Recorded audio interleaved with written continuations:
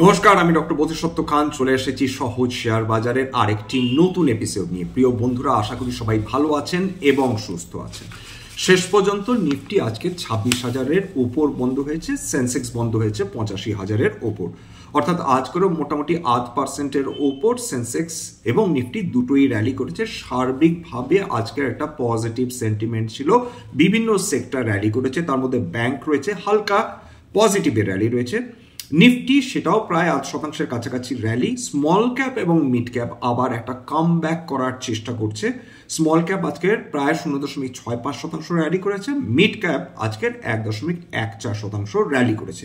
এছাড়া Nifty auto, capital goods, consumer durables এরা সবাই পজিটিভ র্যালি করেছে। হেলথ কেয়ার সামান্য উত্থান নিয়ে বন্ধ হয়েছে। বিএসসি মেটালস আজকের এক্সপ্লোসিভ উত্থান হয়েছে বলা যেতে পারে 2.58%। আজকে নিফটি মেটালসটা বিশেষভাবে আলোচনা করার প্রয়োজন রয়েছে। কি কি কারণে নিফটি মেটালস বা বিভিন্ন মেটাল কোম্পানিগুলোতে এরকম যে এক্সপ্লোসিভ আজকে উত্থান এসেছে, আপনারা ডেফিনেটলি খেয়াল রেখেছেন যে আজকে বিভিন্ন স্টকসগুলো, বিশেষ করে মেটাল স্টকসগুলোতে কোনোটা 5%, কোনোটা 7% এরকম র্যালি করেছে এবং তার পেছনে নিশ্চয়ই কিছু কারণ রয়েছে, সেটা ডেফিনেটলি আমাদের আলোচনার অংশ হবে।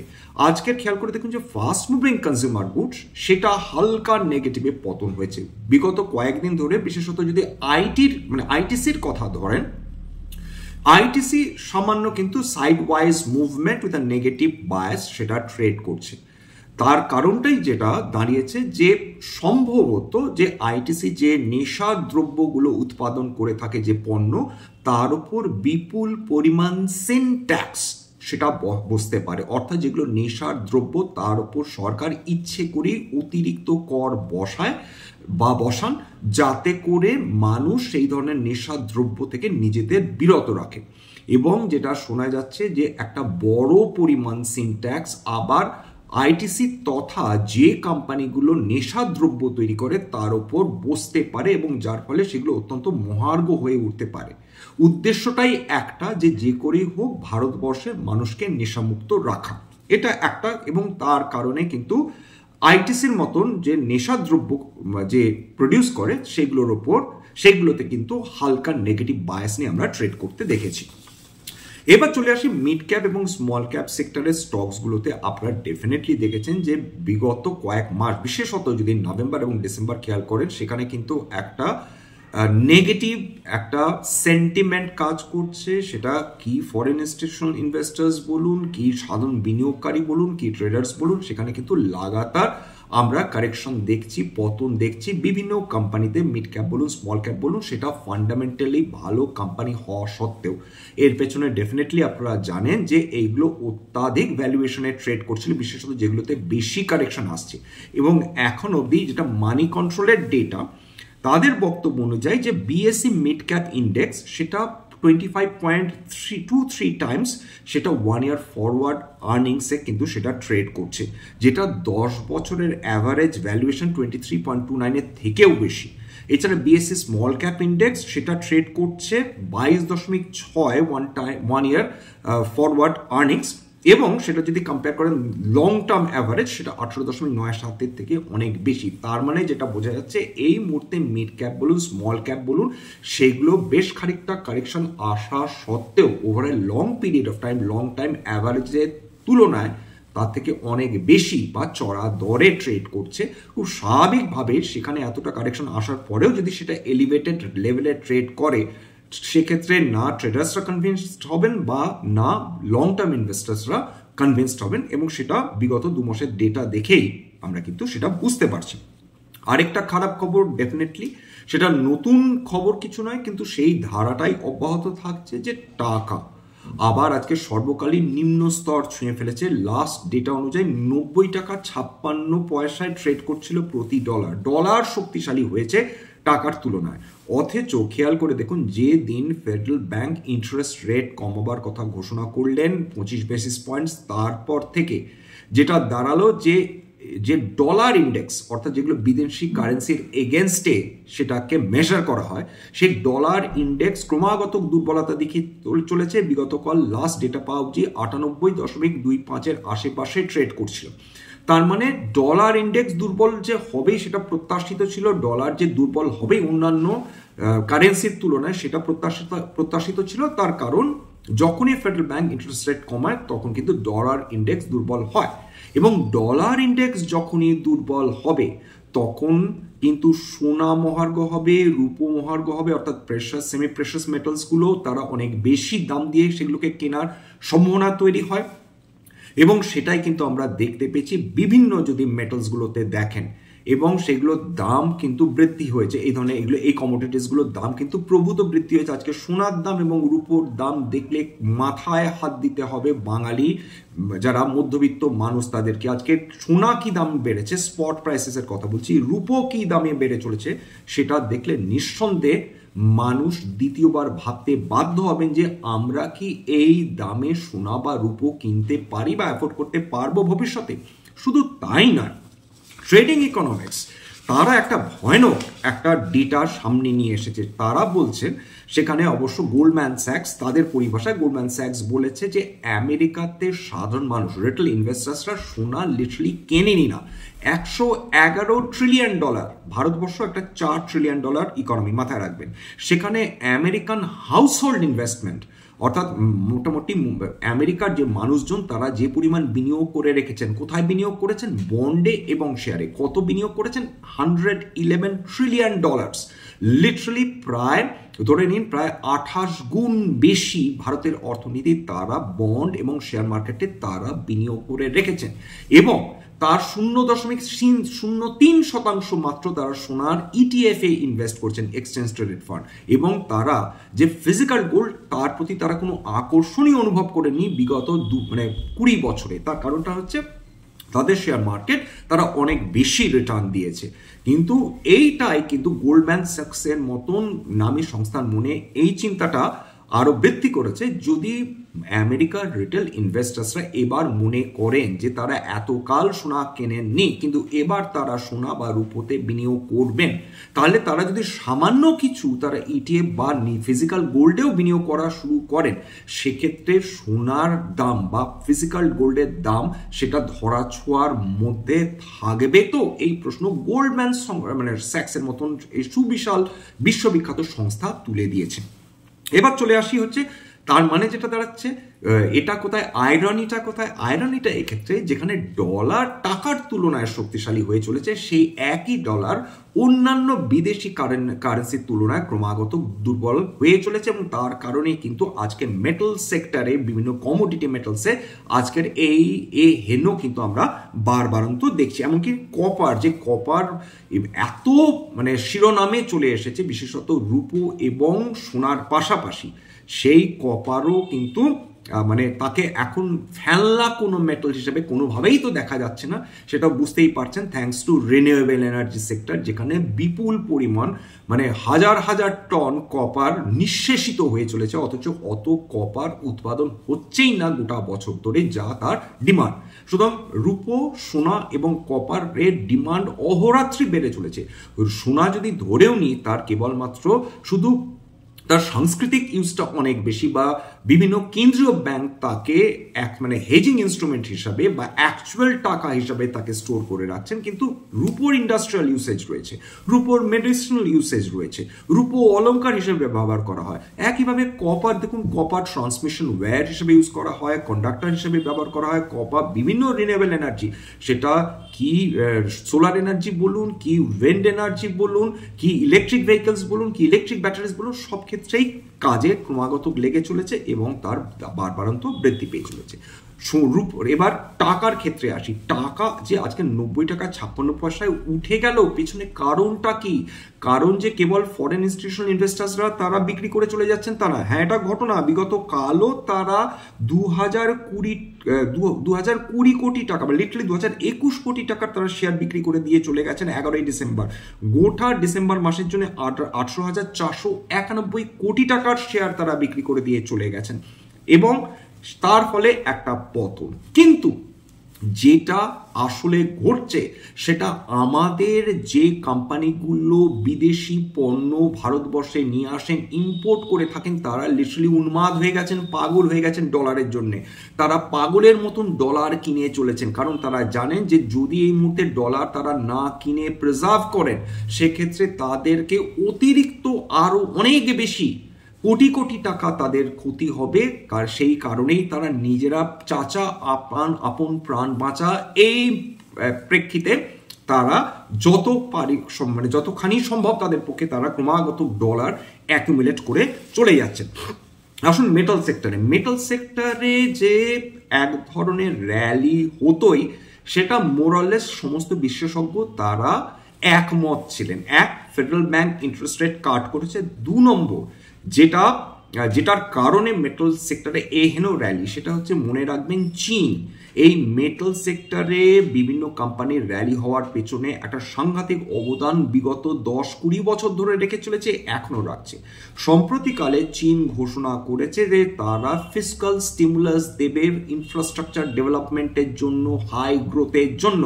অর্থাৎ যে ভীতিটা ছিল যে চাইনিজ গভর্নমেন্ট হয়তোবা পিছিয়ে আসবে, হয়তোবা তারা গ্রোথকে মডারেট করে দেবে, হয়তোবা তারা ফার্দার ইনফ্রাস্ট্রাকচার ডেভেলপমেন্টে টাকা খরচ করবে না, বাস্তবে সেটা হবে না বা হচ্ছে না বলে তারা জানিয়েছেন টপ অফিসিয়ালসরা, এবং তারা যে টাকা খরচ করতে প্রস্তুত সেটা তারা জানিয়ে দিয়েছেন।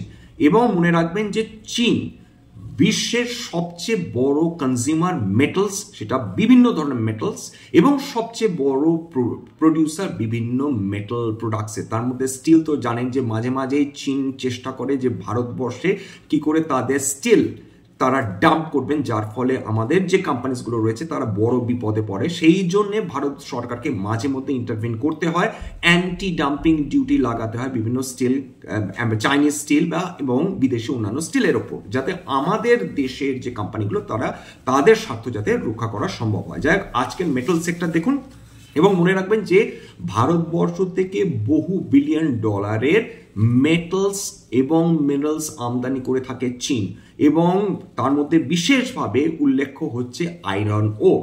এবং যত চীনে ইনফ্রাস্ট্রাকচার ডেভেলপমেন্ট হবে তত ভারতবর্ষের বিভিন্ন মেটালস এবং মিনারেলসের ডিমান্ড বাড়বে, এবং তারপরে মেটাল সেক্টরের অন্তর্গত কোম্পানিজগুলো তারা উপকৃত হবে, তাদের প্রফিটেবিলিটি বাড়ার সম্ভাবনা বেশি থাকে। আজকের এপিএল অ্যাপেলো 0.86%। উল্লেখ্য যে কোম্পানিজগুলোতে আজকে দুর্দান্ত উত্থান এসছে, হিন্দালকো 3.37% উত্থান, হিন্দুস্তান কপার স্বাভাবিকভাবে 7% বেশি উত্থান, হিন্দুস্তান জিঙ্ক ভারতবর্ষের সবচেয়ে বড় জিঙ্ক প্রডিউসিং এবং সিলভার প্রডিউসিং কোম্পানি, সেটা আজকে 7.46% উত্থান। অর্থাৎ সার্বিকভাবে কেবলমাত্র 2025-এ 25% বেশি উত্থান চলে এসেছে হিন্দুস্তান জিঙ্কের শেয়ারে। জিন্দাল স্টিল 1.64% উত্থান, এছাড়া জেএসডব্লিউ স্টিল 1.64% উত্থান, তাছাড়া ন্যালকো ন্যাশনাল অ্যালুমিনিয়াম কোম্পানি 5.24% উত্থান, এনএমডিসি যেটা আয়রন ওর প্রডিউস করে 3.49% উত্থান, এছাড়া টাটা স্টিল 3.31% উত্থান, এবং বেদান্ত 2.75% উত্থান নিয়ে ট্রেডিং বন্ধ করেছে। অর্থাৎ জাস্ট অস্বাভাবিক যেটা চলছে র্যালি, অস্বাভাবিক বলবো না, মানে আউটস্ট্যান্ডিং র্যালি চলছে এই মেটাল সেক্টরে, যার ফলে আমরা ক্রমাগত উত্থান দেখে চলেছি বিভিন্ন এই কোম্পানিজগুলোতে। অর্থাৎ বিগত 1 বছরে বা কেবলমাত্র 2025-এ লিটারালি প্রায় 22-23% উত্থান এসছে কেবল নিফটি মেটালে। ভাবা যায়। এবার সোনার দাম মানে কি আর বলা যেতে পারে। আজকের কলকাতাতে স্পট প্রাইস বলছি, এবার স্পট প্রাইস হচ্ছে 1,40,248 টাকায় ট্রেড করছিল প্রতি 10 গ্রাম। একদিনে আজকের দিনে বেড়েছে 3,195 টাকা প্রতি 10 গ্রাম, 2.33% উত্থান হয়ে এসেছে আজকের স্পট প্রাইস। মনে রাখবেন এই যে এটা কিন্তু কেবলমাত্র স্পট প্রাইস, এই স্পট প্রাইসের উপর মোটামুটি কেউ ডাইস চার্জ যেটা নেন, কেউ 4% নেন, কেউ 6% নেন, তার মানে ডাইস চার্জ অ্যাড হবে এই বেস্ট প্রাইসের উপর, তার উপর আবার সরকারি ট্যাক্স বসবে। অর্থাৎ যেটা 1,40,000 যদি কোনো মানুষ কিনে রাখেন, তারও অনেক বেশি কিন্তু গুণাগার দিতে হবে যিনি 24 ক্যারেটের সোনা কিনতে যাচ্ছেন। রূপো স্পট প্রাইস 2,04,000 টাকা প্রতি কিলো, আজকের বেড়েছে 3,000 টাকা স্পট প্রাইস। জাস্ট মানে ভাবা যাচ্ছে না যে এই ধরনের র্যালি চলছে। আজকে যদি সিলভার ইটিএফ দেখেন, সিলভার ইটিএফ তো বিগত কয়েকদিন ধরে দুর্দান্ত র্যালি করেই চলেছে। আজকেরও মোটামুটি লাস্ট যখন র্যালি করছিল প্রায় 2.75% উত্থান নিয়ে র্যালি করছিল। এইবার চলে আসি হচ্ছে এমন একটা দেশের কথা বলতে চলেছি যারা ভারতবর্ষের ওপর নতুন 50% ট্যারিফ বসাতে চলেছে। আগের না, আমেরিকা নয়, এই দেশটির নাম হচ্ছে মেক্সিকো। আমেরিকার ঠিক তলায় এই দেশটি রয়েছে। তারা ভারতবর্ষ না, এশীয় সমস্ত সেই সব দেশের ওপর তারা 50% ট্যারিফ বসাতে চলেছে, যার মধ্যে সবচেয়ে বেশি ক্ষতিগ্রস্ত হবে চায়না, জাপান, দক্ষিণ কোরিয়া, ভারতবর্ষ তো রয়েছে। ভারতবর্ষ 2024-এ প্রায় $5.4 বিলিয়ন ট্রেড করেছিল বা এক্সপোর্ট করেছিল মেক্সিকোতে, এবং মেক্সিকোর যিনি প্রেসিডেন্ট সেটা দেখা যাচ্ছেন যে তিনিও হয়তো ট্যারিফের মূল অর্থটা ধরতে পারেননি বা ধরতে চাইছেন না। তিনিও ডোনাল্ড ট্রাম্প যেটি করেছেন সেই একই পরিমাণ শুল্ক তিনি বিদেশি যে পণ্যগুলো আমদানি করা হয়ে থাকে মেক্সিকোর মধ্যে তার উপর সেই ট্যারিফ বা শুল্ক বসাচ্ছেন। কে দেবে এই টাকা, অতিরিক্ত টাকা? খুব স্বাভাবিকভাবে মেক্সিকোর জনগণ দেবেন। এই যে ট্যারিফ জিনিসটা কেন কেউ বুঝতে পারছেন না বা বুঝতে চাইছেন না, নাকি পলিটিক্যাল গেমিং, এটা এই মুহূর্তে বিশেষজ্ঞরা বা ইকোনমিস্টরা এতটাই ধন্দে রয়েছেন বলা যেতে পারে, তা বলার না। কেউ এক্স্যাক্টলি বুঝতে পারছে না যে এরা যদি প্রকৃত অর্থে শিক্ষিত মানুষ হন, তারা ট্যারিফটাকে নিজের গ্লোরিফিকেশনের জন্য কেন ব্যবহার করছেন, কেন মানুষকে বোঝাবার চেষ্টা করছেন যে আমরা বেসিক্যালি বিদেশি পণ্যের উপর ট্যারিফ বসিয়ে আসলে তোমাদের জন্যই উপকার করছি। ভারতবর্ষ থেকে যেটা মেক্সিকোতে সবচেয়ে বেশি রপ্তানি হয়ে থাকে তার মধ্যে রয়েছে টাইলস, রয়েছে জামা কাপড়, রয়েছে মেটাল প্রোডাক্টস, রয়েছে অটো কম্পোনেন্টস রয়েছে। এইগুলো মেজর এক্সপোর্ট হচ্ছে মেক্সিকোতে। এবার মেক্সিকোতে সবচেয়ে বেশি হচ্ছে ভেহিকলস, অর্থাৎ 4 চাকার গাড়ি। $1.86 বিলিয়ন, এটা কিন্তু আমি ট্রেডিং ইকোনমিক্স থেকে নিয়েছি। $1.86 বিলিয়ন এক্সপোর্ট হয়েছিল ভারতবর্ষ থেকে। ইলেকট্রনিক্স ইকুইপমেন্ট $612 মিলিয়ন এক্সপোর্ট হয়েছিল মেক্সিকোতে। Nuclear reactor, boiler $560 million, organic chemical $388 million, aluminium $386 million, এছাড়া ওষুধ $211 million, iron steel $174 million, plastic $133 million, ceramics product, এবং মনে রাখতে হবে ভারতবর্ষের মানে যে সেরামিক ইন্ডাস্ট্রি রয়েছে মেক্সিকো তার 60% কিন্তু ভারতীয়, সেটা $120 মিলিয়ন, এবং অন্যান্য বিভিন্ন dyeing extract, tannin, derivatives, pigment সেটা $84 মিলিয়ন। তার মানে যেটা দাঁড়াচ্ছে ভারতবর্ষের জন্য এক্সপোর্ট আরো বেশি কঠিন হয়ে গেল। যত দিন যাচ্ছে না বিভিন্ন দেশ পাগলামি করা শুরু করেছে। নিজেদের দেশে যে জিনিসগুলো প্রডিউসই হয় না সেই জিনিসগুলোর উপর ট্যারিফ বসিয়ে নিজের দেশের জনগণের কি উপকার তারা করবেন বা করতে পারবেন সেটা নিয়ে একটা বড় প্রশ্নচিহ্ন ডেফিনেটলি রয়ে যাচ্ছে। আমেরিকাতে যে জিনিসগুলো উৎপন্ন হয় না, যেগুলো চীন বা ভারত থেকে আমদানি করা হয়, সেগুলো এখন বললে এখনই উৎপাদন আমেরিকাতে করে ফেলতে পারবো বা মেক্সিকোতে করে ফেলতে পারবো, এটা সম্ভব নয়। একটা ইন্ডাস্ট্রিকে ফুল ফ্লেজেড গ্রো করানোর জন্য কমসে কম 10 থেকে 12 বছর লাগে। সেটা আমেরিকান প্রেসিডেন্ট বা মেক্সিকান প্রেসিডেন্ট কি কারণে ইগনোর করছেন সেটা একটা বড় প্রশ্ন ডেফিনেটলি উঠে যাচ্ছে। চাইনিজ গভর্নমেন্ট খুব স্বাভাবিকভাবে বলেছে যে মেক্সিকো নোংরামি করছে, তারা এই কাজ করে নিজেদের ক্ষতি নিজেরাই করছে। মোদ্দা কথা যেটা বোঝা যাচ্ছে, সমস্ত পশ্চিমা দেশগুলো এশীয় দেশগুলোকে এক ধরনের টাইট দেওয়ার চেষ্টা করছে, এই ব্যাপারে কোনো সন্দেহ নেই। সেক্ষেত্রে মেক্সিকো প্রেসিডেন্ট তিনি ট্রাম্পকে খুশি করার চেষ্টা করছেন কিনা, চায়নাকে টাইট দিয়ে বা ভারতবর্ষকে টাইট নিয়ে, সেটাও কিন্তু একটা প্রশ্ন থাকবে। যাই হোক, আজকে এখানে শেষ করছি। স্ট্যান্ডার্ড ডিসক্লোজার, যে কোম্পানিজগুলো নিয়ে আলোচনা করলাম, হতে পারে তার মধ্যে কয়েকটা কোম্পানিতে আমার বা আমার পরিবারের বিনিয়োগ থাকলেও থাকতে পারে। যদি কোনো কোম্পানি আলোচনা করে থাকি, তো ভবিষ্যতে যদি নতুন করে বিনিয়োগ করি তাহলে আগাম বিজ্ঞপ্তি বা বিক্রি করে আগাম বিজ্ঞপ্তি দিয়ে কিনতে বা বিক্রি করতে পারবো না। স্ট্যান্ডার্ড ডিসক্লেমার, এটা কেবলমাত্র একটা এডুকেশনাল চ্যানেল, বাঙালি বিনিয়োগকারীদের ইনভেস্টার অ্যাওয়ারনেস বৃদ্ধির জন্য। এখানে কোনো ধরনের কোনো শেয়ারে buy sell, recommendation, suggestion, advice এমনকি ইনফ্লুয়েন্স করার প্রচেষ্টা নেই। আমি যে কোম্পানিগুলোর নাম বললাম কেবলমাত্র ফর ইলাস্ট্রেশন পারপাস বা উদাহরণ হিসেবে আমার কথা শুনে যদি কোনো শেয়ারে বাই সেল সিদ্ধান্ত নেন ক্ষতির মুখোমুখি হতে পারেন। সুতরাং সবসময় একজন সেবি রেজিস্টার্ড ইনভেস্টমেন্ট অ্যাডভাইজারের পরামর্শ নেওয়ার চেষ্টা করবেন বা নিজের ডিউ ডিলিজেন্স করবেন, সেক্ষেত্রে আপনি উপকৃত হলেও হতে পারেন। সবার শেষে যেটা বলে থাকি, যদি এই ধরনের এপিসোড সত্যি মনে হয় আমাদের বাঙালি ভাই বোনদের জীবনে একটুখানি ভ্যালু অ্যাড করতে পেরেছে বা পারবে, প্লিজ নিজের গ্রুপে শেয়ার করে দেবেন যাতে বহু বাঙালি বিনিয়োগকারীর কাছে এই ধরনের এপিসোড পৌঁছে যায়। আজকের জন্য নমস্কার।